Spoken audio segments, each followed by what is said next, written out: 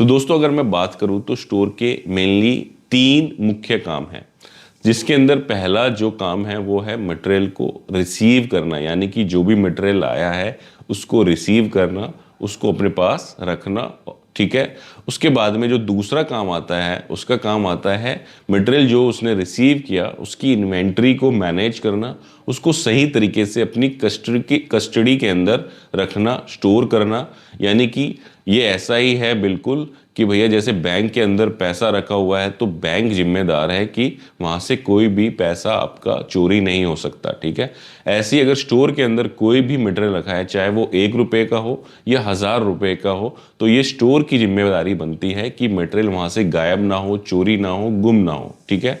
उसके बाद में आता है तीसरा काम जो है हमारा मटेरियल को इश्यू करना। जो आपने मटेरियल को स्टोर किया अपने पास, ठीक है, उसकी इन्वेंट्री को मैनेज किया, अब उसकी ज़रूरत ये तो है नहीं कि स्टोर के अंदर ही हम उसको ठूस ठूस के रखें। उसकी ज़रूरत क्या है कि हमने मटेरियल को इश्यू करना है ज़रूरत पड़ने पर। तो जब हम उसको ज़रूरत पड़ने पे मटेरियल को इश्यू करेंगे, ये तीसरा काम हो जाता है स्टोर का। बेसिकली यही 3 काम हैं जो स्टोर के हैं। पहला है मटेरियल को रिसीव किया, दूसरा है मटेरियल को हमने मैनेज किया, उसकी इन्वेंट्री रखी, अपनी कस्टडी के अंदर रखा, तीसरा काम हो गया मटेरियल को हमने इशू करना। तो आप ऐसी स्किल्स क्या क्या हैं एज ए स्टोर कीपर या स्टोर सुपरवाइजर जो आपको आना ही आना चाहिए, जिसके अंदर है सबसे पहला नो योर जेडी, यानी कि आपको अपनी रोज रिस्पॉन्सिबिलिटी, जॉब डिस्क्रिप्शन के बारे में पूरी जानकारी होनी चाहिए। आपको पता होना चाहिए कि आपकी मैनेजमेंट आपसे क्या उम्मीद रखती है, आपसे क्या रिजल्ट चाहती है। रिजल्ट क्या चाहती है, जो मैंने आपको ये अभी समझाया है पूरा प्रोसेस कि भैया मटेरियल रिसीव से लेके इश्यू और इन्वेंट्री, यही रिजल्ट चाहती है हर मैनेजमेंट। ठीक है। कि कोई भी ओवर स्टॉकिंग ना हो, ठीक है, अंडर स्टॉकिंग ना हो, स्टॉक कम होने की वजह से उनकी प्रोडक्शन लाइन ना रुक जाए, या एक्सेस स्टॉक की वजह से जो है उनका फालतू का खर्चा ना हो रहा हो, यही मैनेजमेंट चाहती है और इसके अलावा कुछ नहीं चाहती। ठीक है। इसके अलावा आपने को उन्होंने अगर लिखित में दे रखा है तो आपने उसको फॉलो करना है। दूसरा जो है आपको फीफो और लीफो जो कॉन्सेप्ट होता है, first in first out, last in first out, यानी कि जो मटेरियल पहले आया उसको पहले इशू करना है। ठीक है। कहना बड़ा आसान है लेकिन इतना इजी होता नहीं है कि जो मटेरियल हमने पहले लिया, ठीक है, मान लो एक मटेरियल मेरे पास आया अगस्त में, दूसरा सेम मटेरियल मेरे पास आ गया सितंबर में। ठीक है। पहले के 20 पीस पड़े हुए, दूसरे के 50 हो गए। अब मेरे पास कोई रिक्वायरमेंट आ गई, ठीक है, कितनी, 60 पीस की। तो मुझे क्या करना है, अब क्या करेंगे लोग, सीधे 50 वो उठा के दे देंगे, 10 पुराने वाले में से उठा के दे देंगे, काम खत्म। लेकिन ऐसा नहीं करना है। आपको पहले जो है अगस्त वाले 20 जो बचे हुए हैं वो देने हैं। ठीक है। और जो 50 है उसमें से 10 निकाल के दोगे। ठीक है। तो इस तरीके से आप फीफो को मेंटेन कर पाओगे। इसके अलग अलग तरीके हो सकते हैं, वो आपको अपने यहाँ पर मैनेज करने हैं। लीफो होता है लास्ट इन फर्स्ट आउट, ये आपको यूज़ नहीं करना है, लेकिन आपको इसकी जानकारी होनी चाहिए कि जो लास्ट में मटेरियल आया उसको हम पहले इशू कर रहे हैं। ठीक है। ये ज़्यादातर स्टोरों में जहाँ पर सही तरीके से मैनेज नहीं हो रहा कि मान लो मटेरियल आया पुराना यहाँ दबा हुआ है, फिर उसके ऊपर नया आ गया, फिर उसके ऊपर नया आ गया, तो नीचे तो पुराना दबा ही जा रहा है। ठीक है। वो जंग लग लग के ख़राब हुए जा रहा है, मटेरियल ख़राब हुए जा रहा है और ऊपर वाला इशू हुए जा रहा है। तो ये होता है लीफो कॉन्सेप्ट। इसको आपने यूज़ नहीं करना है, इसको आपने अवॉइड करना है। इसके बाद में आता है भैया आपको होनी चाहिए कंप्यूटर की नॉलेज। अगर आपको आज के ज़माने में कंप्यूटर नहीं आता तो मेरी नज़र के अंदर आप एक अनपढ़ व्यक्ति हो। और बड़े आप खुशी के साथ बोलते हैं पुराने लोग तो ख़ास तौर पे, हम तो जी कंप्यूटर नहीं जानते, हम तो बस हाथ से भर सकते हैं। इसमें खुश होने की कोई बात नहीं है। ठीक है। इसमें आपको अपने ऊपर शर्म आनी चाहिए। ठीक है। मेरे जो बॉस थे फर्स्ट जॉब के अंदर, उनकी एज 60 के प्लस थी, लेकिन उनको भी कंप्यूटर आता था। तो उनके ज़माने में तो नहीं होंगे कंप्यूटर, लेकिन उन्होंने अपने आप को अपग्रेड कर लिया समय के साथ। तो ऐसे ही आपको अपने समय के साथ अपग्रेड करना है, अदरवाइज फिर आप रोते रहो जी हमारी तो तनख्वाह नहीं बढ़ती, और किसी नए लड़के को आपके ऊपर ला के बैठा दिया, फिर आपको और ज़्यादा खुजली होगी और ज़्यादा जलन होगी कि भैया नए लड़के को ऊपर ला के बैठा दिया, स्टोर हेड बना दिया, परचेज हेड बना दिया, या मटेरियल हेड बना दिया। वो इसलिए होता है क्योंकि आप अपनी स्किल्स को अपग्रेड नहीं कर पाते। कंपनी आपके हिसाब से नहीं चलेगी, आपको कंपनी के हिसाब से चलना पड़ेगा। तो कंप्यूटर स्किल्स होनी चाहिए, जिसके अंदर सबसे मेन है आपके अंदर एक्सेल, गूगल शीट्स वगैरह आपको अच्छे तरीके से आना चाहिए। ठीक है। अच्छे तरीके से अगर आपको ये आता है तो आप कोई भी स्टॉक शीट वगैरह जो है या कोई आपको इंडेक्स बनाना है, कुछ भी बहुत सारी चीज़ें हैं जो ज़रूरत पड़ती हैं स्टोर में, आपको कोई लिस्ट लगानी है, कोई टैग बनाना है, कोई रिपोर्ट देनी है मैनेजमेंट को, तो आपको एक्सेल गूगल शीट्स वगैरह आने ही चाहिए। अगर आपको ईआरपी वगैरह कोई आता है तो वो और भी अच्छी बात है, अगर नहीं आता तो आपको ये सीखना पड़ेगा। हमने एक स्टॉक शीट का भी कोर्स बना करके डाला हुआ है, अगर आपको लगता है कि आपको वो सीखना चाहिए तो वो भी आप जा करके हमारी जो AYT इंडिया एकेडमी ऐप है उस पर सर्च कर सकते हो। साथ ही उसकी एक वीडियो भी डाल रखी है जो ऊपर आपको लिंक में दिख रही होगी, वहाँ से भी आप सीख सकते हो। इसके बाद में आता है मटेरियल बिन कार्ड।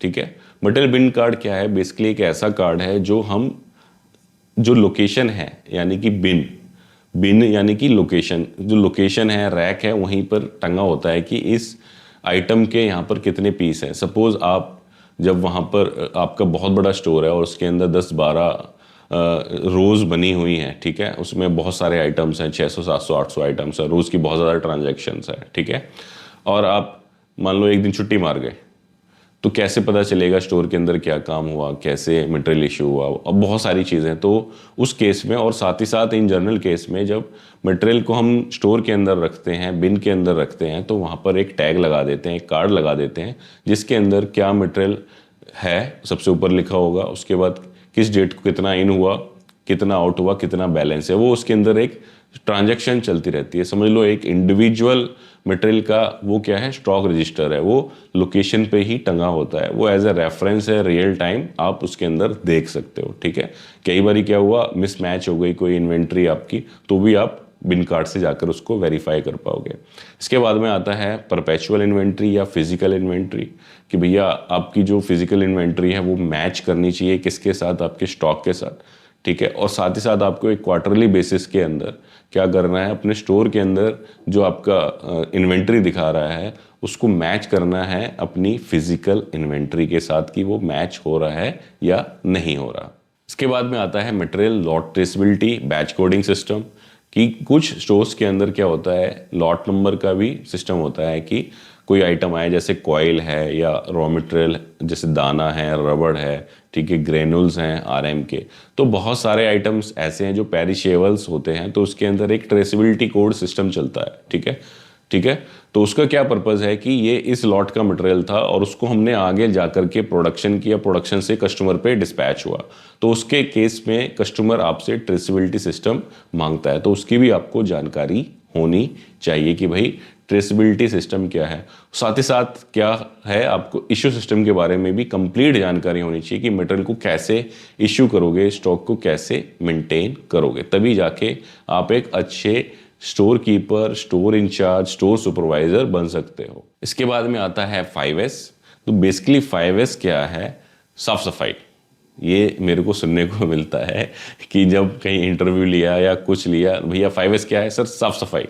बस लोग 5S को साफ सफाई से ही संबंधित समझते हैं, क्योंकि हमारे यहाँ होता भी ऐसा ही है, 5S के नाम पे झाड़ू पोछे ही लग रहे होते हैं। ठीक है, लेकिन 5S झाड़ू पोछे से बढ़ के बहुत बड़ी चीज़ है। अगर उसको हम सही तरीके से अपने प्लांट के अंदर मैनेज कर लें तो हमारा समझ लो 80-90% काम वैसे ही हो गया। ठीक है, आप किसी मेडिकल स्टोर पे जाते हो और आपसे कोई दवाई मांगे कि भाई मेरे को ये दवाई दे दो, तो उसके पास हज़ारों की तादाद में दवाई होती है, लेकिन विद इन कुछ सेकंड्स या मिनट आपको वो दवाई ला करके दे देता है। कैसे पॉसिबल है? क्योंकि उसने एक सिस्टम बनाया है अपने यहाँ पर। तो आपका स्टोर अगर इस लेवल का मेंटेन है तो समझ लो आपके यहाँ पे 5S है। ये साफ सफाई नहीं है कि भैया बस झाड़ू पोछे मार दिए और साफ सफाई हो गई। आप बस मेडिकल स्टोर से ध्यान रखो, जो अच्छा मेडिकल स्टोर है, अपोलो फार्मेसी और बहुत सारे बहुत अच्छे अच्छे स्टोर है जिसके अंदर सब कुछ नीट एंड क्लीन रखा हुआ है, साथ ही साथ वेल लेबल्ड है, वेल मार्क्ड है। इसके अलावा भी आप किसी घटिया से घटिया स्टोर पे भी चले जाओ, मेडिकल स्टोर पे, वहाँ भी आपको वो 1 मिनट के अंदर मैक्सिमम दवाई ढूंढ के ला देगा। वो कैसे पॉसिबल होता है? क्योंकि उसने पूरे के पूरे सिस्टम्स को अप्लाई कर रखा है। सिस्टम क्या है 5S का? पहला होता है सॉर्टिंग। सॉर्टिंग के अंदर हमने क्या करना है, अनवांटेड मटेरियल को हटाना है जगह से। ठीक है, कि भैया फालतू, यानी कि अगर कोई चीज़ खराब हो गई तो उसको वहाँ से हटा दिया, हटा के कहाँ ले गए, उसको रिजेक्शन एरिया या रेड टैग एरिया में। दूसरा जो स्टेप आता है 2S, उसके अंदर हम हर वस्तु को जगह देते हैं, हर वस्तु को अपनी निर्धारित जगह पर रखते हैं, ठीक है। तो वो क्या करता है मेडिकल स्टोर वाला, उसके अंदर हर बॉक्स के बाहर एक स्लिप लगा देता है कि भैया ये इसके अंदर दवाइयाँ हैं, ठीक है। और उसी के अंदर वो सिर्फ वही दवाइयाँ होती हैं। प्लस क्या है, वो कोडिंग करता है कि ABCD से अगर इस रैक के अंदर है तो इसके अंदर A के हिसाब से रखी है, दूसरे में अगर B के हिसाब से है तो B के हिसाब से, तीसरे में C के हिसाब से तो C के हिसाब से, ताकि उसको अगर C से कोई दवाई ढूंढनी है तो C वाले रैक पे जाएगा, फटाफट से निकाल करके ले आएगा, ठीक है। ये हो गया 2S। देन आता है हमारा शाइनिंग। ये है साफ सफाई कि भैया सब कुछ साफ सुथरा, नीट एंड क्लीन हो, कोई धूल ना हो, कोई गंदगी ना हो। उसके बाद आता है चौथा स्टैंडर्डाइजेशन, जो मैंने आपको बताया कि सारे बिन्स हमारे एक जैसे हैं, सारे बॉक्सेस हमारे एक जैसे हैं, ठीक है। रैक्स ऐसा नहीं कोई इतना बड़ा, कोई इतना बड़ा, कोई इतना बड़ा, ठीक है। तो हमने क्या किया, स्टैंडर्डाइज कर दिया, रैक्स वगैरह सारे एक जैसे लगा दिए, एक मेथड बना दिया, एक सिस्टम बना दिया कि अगर मटेरियल को रिसीव करना है तो ये हमने 4 चीज़ों को फॉलो करना है, और उसका एक SOP बना करके हमने स्टोर में टांग दिया। तो ये हमारा हो गया स्टैंडर्डाइजेशन। इसके बाद में आता है सस्टेन या सेल्फ डिसिप्लिन, जिसके अंदर जो हमने चारों के चारों आपको ऐसे बताए, इनको मेंटेन रखना, इनको रोज़ाना फॉलो करना, ठीक है। इन पे रेगुलर लोगों को अपने यहाँ पर ट्रेनिंग देना, उनको ट्रेन करना, तो जाके हमारा ये 5S का सिस्टम जो है वो चलता है, वो अच्छे से परफॉर्म हो पाएगा। उसके बाद में आता है फीफो का मेथड। पहले हमने बताया फीफो लीफो कॉन्सेप्ट, अब है मेथड कि भाई आप फीफो कैसे फॉलो करोगे। तो उसके बहुत सारे तरीके हो सकते हैं। उसके तरीके में सबसे पहला क्या है, सबसे आसान तरीका बिन। कोई ऐसा मटेरियल जो आराम से बिन से निकल सकता है, तो उसमें हमने क्या किया, उसमें मटेरियल को डालने का सिस्टम ऊपर से बना दिया, निकालने का नीचे से बना दिया।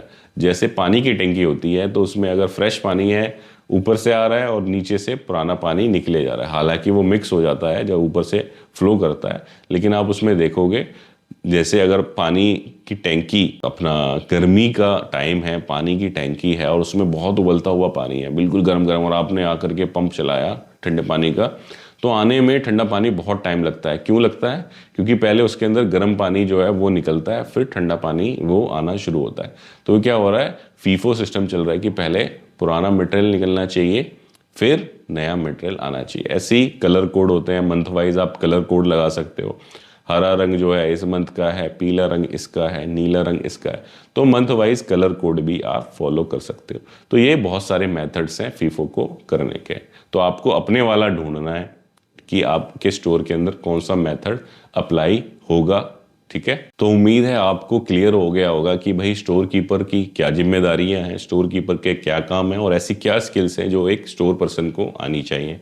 वीडियो अगर आपने यहाँ तक देखी है तो वीडियो में आप कमेंट करना ना भूलें, यस। साथ ही साथ अगर आपको वीडियो अच्छी लगी और आप विदिन 1 वीक ये वीडियो देख रहे हैं तो नीचे एक हाइप बटन भी आता है। जब वीडियो को आप लाइक करोगे तो हाइप बटन भी आएगा, उस पर भी अगर आप क्लिक करेंगे तो हमारी वीडियोस और लोगों तक पहुंचेगी। तो उम्मीद है वीडियो आपको पसंद आई होगी। वीडियो अगर पसंद आई है तो वीडियो को लाइक करना ना भूलें। चैनल पे पहली बार आए तो चैनल को भी सब्सक्राइब कर दें। धन्यवाद।